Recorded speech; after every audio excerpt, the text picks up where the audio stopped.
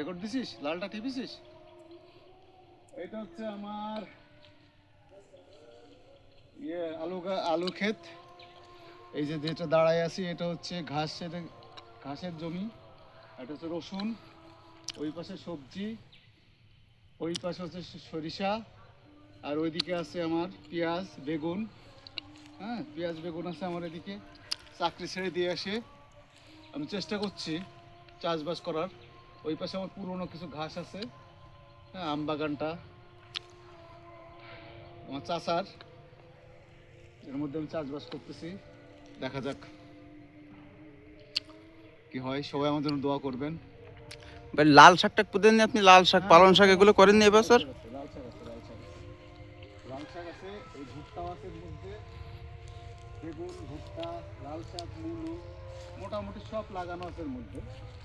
হ্যাঁ, একটু রোদ নেই তো, আজকে কুয়াশার দিন। যদি ওপাশে কি সরিষা লাগাইছেন ভাই? হ্যাঁ, এগুলো সরিষা ভালোই। দেখা যাক কি হয়, আল্লাহ কি করে। আর ওই লম্বা লম্বা গুলো কি ভাত পেঁয়াজ নাকি? হ্যাঁ, এগুলো পেঁয়াজ, এগুলো হচ্ছে পেঁয়াজ। এখন এগুলো স্প্রে করতে হবে, ঘাসগুলো মারার জন্য স্প্রে করতে হবে।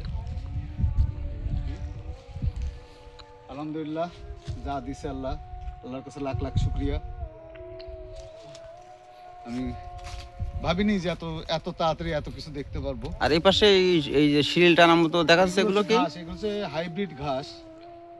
এটা সাধ্য হয়েছে, এগুলো নিরায়না হবে, নিরায়না হলে এটা আবার ঠিক হয়ে যাবে আশা করা যায়। তো আম বাগানের ভিতরে আপনি যে ফসলগুলো করলেন তা কেমন হচ্ছে, কেমনি কি, আপনি কি সন্তুষ্ট? ইনশাল্লাহ আমি আশা করি, দেওয়ার মালিক আল্লাহ, আমি আশা করি যে ভালোই হবে। কারণ যা দেখছি তাতে আমি তো খালি বীজ বুনে পেয়ে গেছি, দিচ্ছে আল্লাহ। সব কিছু আল্লাহর উপরে ভরসা করে আমি চলছি ইনশাল্লাহ। বাকিটা সফল করার মালিক উনি। আপনি কি আশাবাদী যে খুব ভালো হবে, আশানুরূপ ফসল হবে? 100% আমি আশাবাদী, 100% আমি আশাবাদী। আমার স্রষ্টার কাছে আমার লাখ লাখ শুকরিয়া।